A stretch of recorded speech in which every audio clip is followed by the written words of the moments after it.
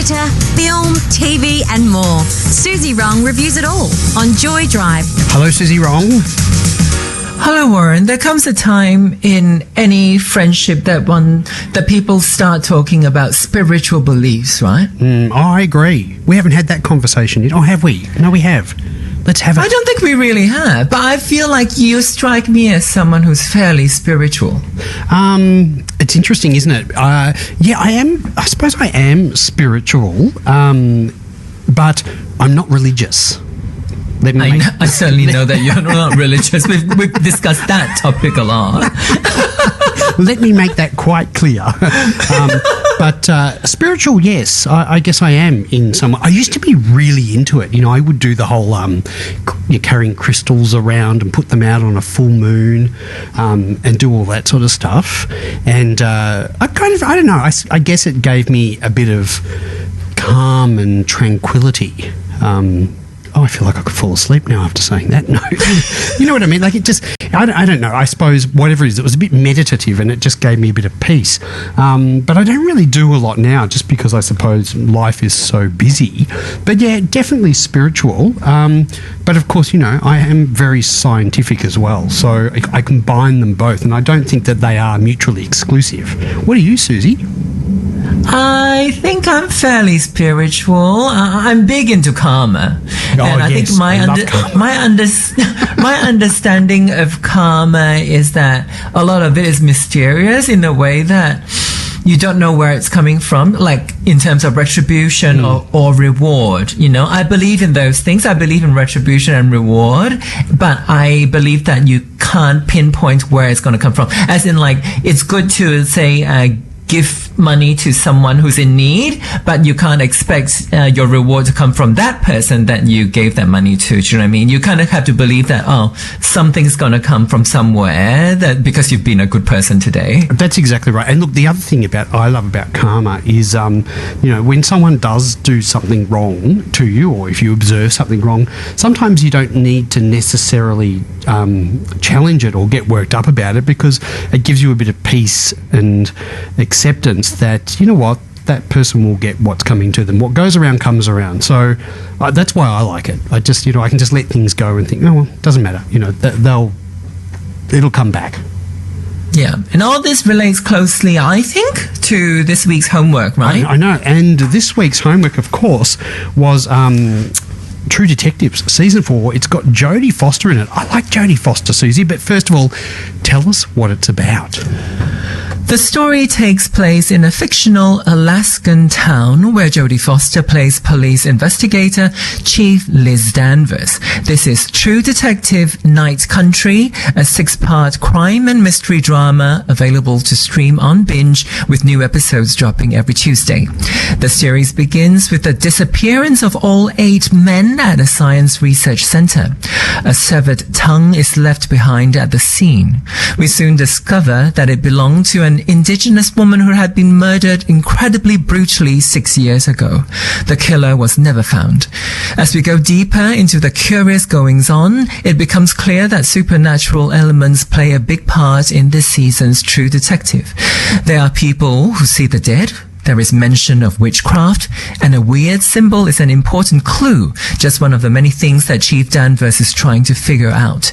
Episode 1 sets the scene. We meet characters and try to make sense of relationships in this small American town. But it is in episode 2 that I found myself really drawn in. We are introduced to a lot of mythology and things begin to get really creepy. I suspect that the story is going to develop into one that involves concepts around ecology and colonization. There are many intriguing references to indigenous culture that I can't wait to see more of. Jodie Foster and her co-star Callie Race, who plays Trooper Navarro, are both handsome women, but are so far only presenting as hetero, even though their chemistry is quite a thing to witness. I wonder if something queer is going to happen over the next few weeks. No surprise that double Oscar winner Miss Foster does a great job as star of the show, but writer, director Issa Lopez does fantastically in something that reminds me of both Twin Peaks and The X-Files. And I really hope True Detective Night Country gets even better next week. Warren, surely it's some kind of ghost that's wreaking havoc in town, isn't it? I think so. Susie, I just have to say, I hate detective shows. I get bored with them. I'm not interested. But I like it when the supernatural component comes in, and I'm loving the way that it's come in. I have to admit, I only watched the first episode on the weekend, and I found it a little bit like there's a lot going on. There's a lot of little stories going on. I was attracted to the disappearance of the scientists from the Alaskan research station, and then, of course, that they discover them somewhere. I'm attracted to what's going on. What is the supernatural thing happening? But I found there were a lot of other relationship things going on as well that were a little bit distracting in the first episode, but I'm going to keep watching it because I think that they will settle down, like you said, once we get the next episodes.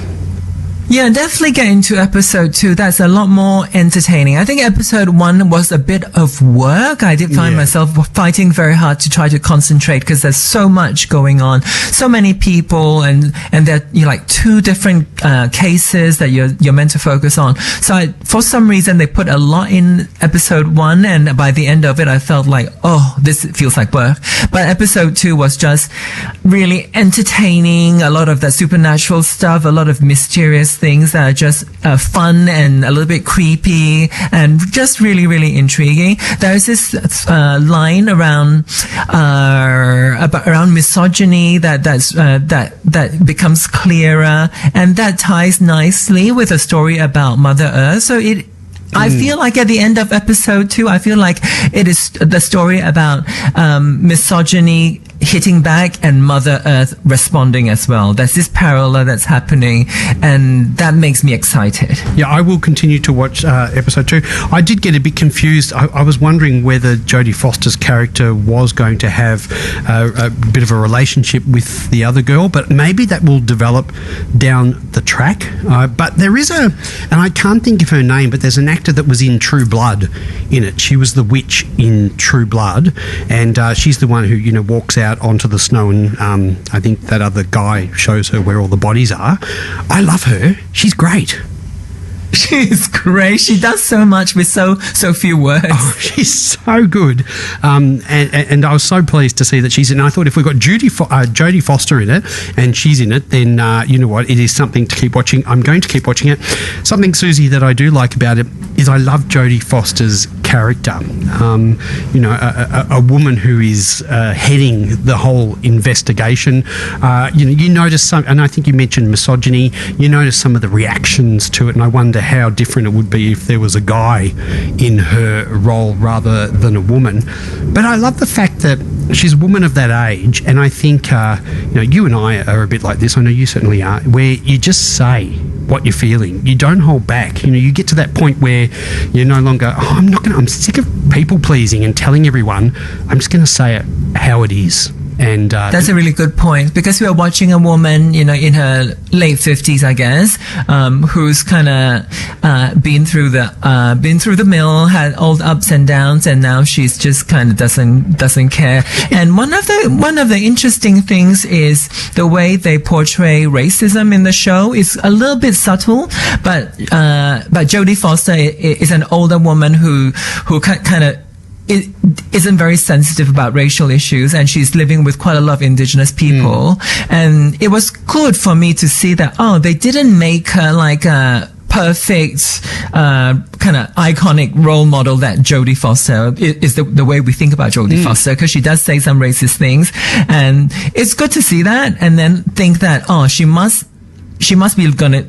they must be setting up for her to learn something later, because the stuff around the Native American culture becomes more and more prominent, and she steps into it, and I just love that. I just love that juxtaposition of someone who's very ignorant about nature, about indigenous cultures, kind of stepping into the world and kind of discovering the magic within.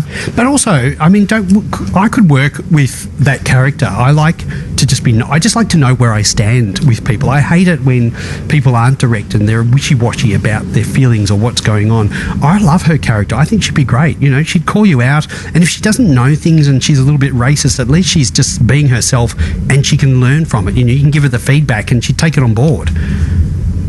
I agree. I think it's a very clever way to do racial politics and racial relations in a TV show. The way that, and maybe it's also her performance. She performs it quite, I guess, naturally and almost like innocently. Like she clearly doesn't think that what she's saying is anything wrong in what she's saying. And then hopefully it leads us somewhere interesting with her relationship with indigenous culture. And I just love these stories. And you know, it's not the first time we encounter a story like that where Mother Earth is striking back, because this is a story about mining companies and about scientists digging into the earth to kind of extract things, and you know, for whatever reason, good or bad, but there's a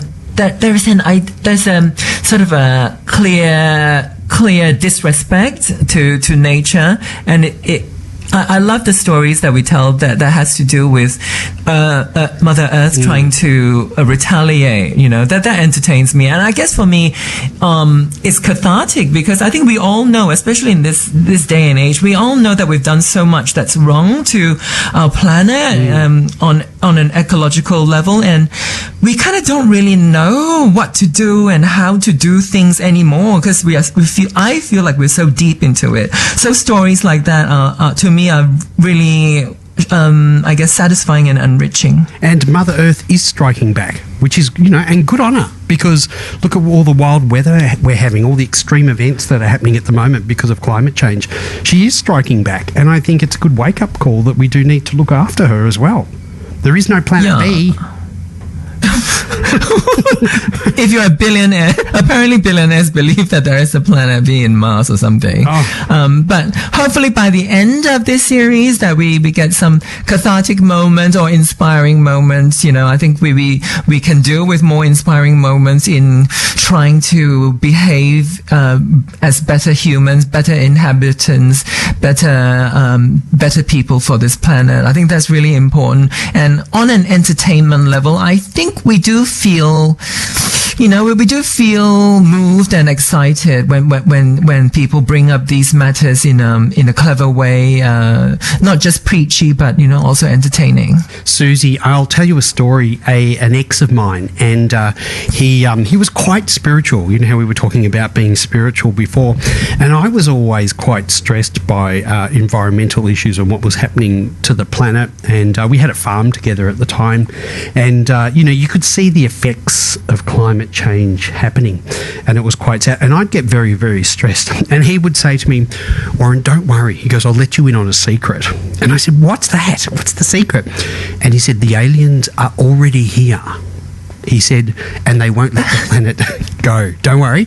They'll let the humans put it on the brink, but they won't let you destroy it." And I went, "Oh, okay, great." So you know what? Whenever I get stressed, I think, "Oh, I'll just leave it to the aliens." And how long after that before you broke up? The next day. Oh, good for you. I said to him, "The aliens told me I have to go." It's a true story. You know, hey, that's an interesting thing. I think we play these delusions in our head because this situation is so hard to deal with. Like we can only deal with so much reality and truth, and then there comes a time when our head does do these things. We do these delusions. I call them like delusions in your head that makes you think. Because otherwise you can't survive, right? Because you can't be in a state of trauma the whole time. So we do tell ourselves these stories, but it's better that we watch it on TV than to have it just play out in our heads and be really harmful. I agree, Suzy. I've just got a message from the aliens saying we need to wind it up. What's our homework for next week? I love X-Files, by the way. Okay. So for next week, on Paramount Plus is Big Boys, a British comedy drama about two guys starting university and becoming best mates, despite being at very different places on the spectrum of masculinity. That is to say, one's gay and one's straight. So that's Big Boys on Paramount Plus for when I see you next Tuesday. Thank Bye-bye. you. Thanks, Susie. That is Susie Wrong. And of course, we were talking about season 4 of True Detectives with Jodie Foster, which you can catch on Binge. Joy Drive.